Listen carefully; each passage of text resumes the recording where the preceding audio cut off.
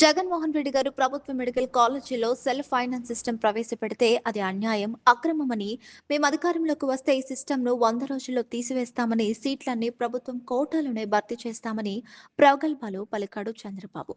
18 నెలలు గడిచినా ఆ పని చేయకపోగా ఆ మెడికల్ కాలేజీలు నమ్మేస్తున్నారు. అంబటి రాంబాబు గారు, గుంటూరు జిల్లా వైఎస్ఆర్సీపీ అధ్యక్షులు.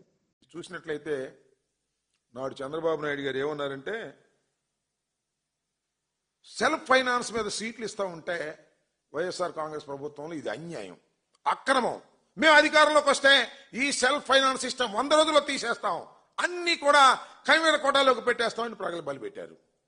వాళ్ళు ఇచ్చారు, దాన్ని పక్కన పెట్టేశారు. దాని మీద చర్య తీసుకోలేదు. 100 రోజులని ప్రామిస్ చేసినటువంటి వాళ్ళు అది తీసుకోకపోతే తీసుకోకపోయారు. సెల్ఫ్ ఫైనాన్స్ సిస్టంతో ఇచ్చేటటువంటి సీట్లను పక్కన పెట్టేసి గవర్నమెంట్ పరం చేస్తామని చెప్పిన వాగ్దానాన్ని నెరవేర్చుకోలేకపోతే పోయారు. మెడికల్ కాలేజీలు మొత్తాన్ని అమ్మేసేటటువంటి కార్యక్రమం చేసేటటువంటి విధానానికి వాళ్ళ ప్రభుత్వం దిగజారిపోయిందని చెప్తా ఉన్నా. అదేమంటే ఇది పీపీపీ విధానం, ఇది ప్రైవేట్ కళాశాలకు ఇవ్వటం కాదు, ప్రైవేటు వాళ్ళకి అప్పచెప్పటం కాదు. పీపీపీ విధానం గవర్నమెంట్ ఆధీనంలోనే ఉంటుంది అని చెప్పారు. దేనికి ఉంటుంది గవర్నమెంట్ ఆధీనంలో నాకు అర్థం కాలేదు. చాలా చిత్రమైన విషయం ఏంటి తెలుసా, 2 సంవత్సరాల పాటు అంట ప్రైవేటు వాడికి ఇచ్చేసినా కూడా, ఎవడన్నా నాబోటి వాడు కొనుక్కున్నా కూడా అక్కడ 550 బెడ్స్ ఆసుపత్రిలో మొత్తం సిబ్బంది జీతాలు నెలకి 5 కోట్లు ఉంటాయి. 5 కోట్లు నెలకి ప్రభుత్వమే కట్టిద్దంట.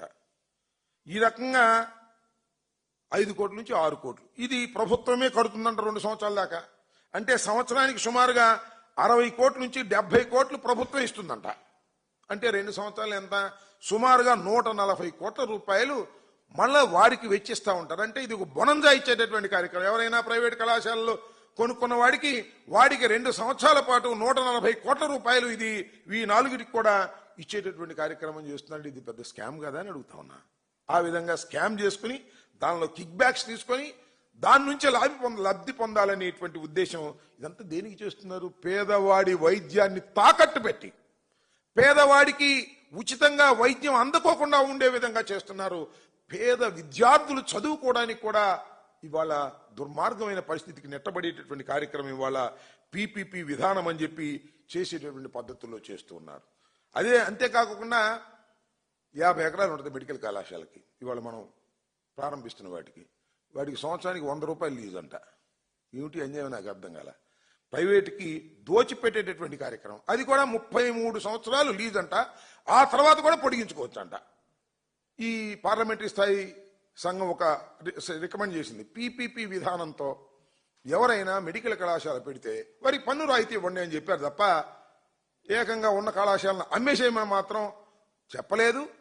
ప్రభుత్వ కళాశాలలు మరిన్నిగా రావాలి, మరిన్ని సీట్లు పెరగాలి, వైద్య అవసరాలను తీర్చడం కోసం మరిన్ని డాక్టర్స్ మన రాష్ట్రంలో మన దేశంలో ఉద్భవించాలి అనేటువంటి కార్యక్రమాన్ని చేస్తే ఇది కేవలం స్థాయి సంఘం ఆటోమేటిక్ గా వీళ్ళందరినీ కూడా బలపరిచింది. చంద్రబాబు నాయుడు గారి పీపీఈ విధానం అద్భుతంగా ఉంది, బ్రహ్మాండంగా ఉంది, దాన్ని బలపరిచింది అని తప్పుడు ప్రచారం చేసే కార్యక్రమాలకి దిగజారిపోతున్నారు.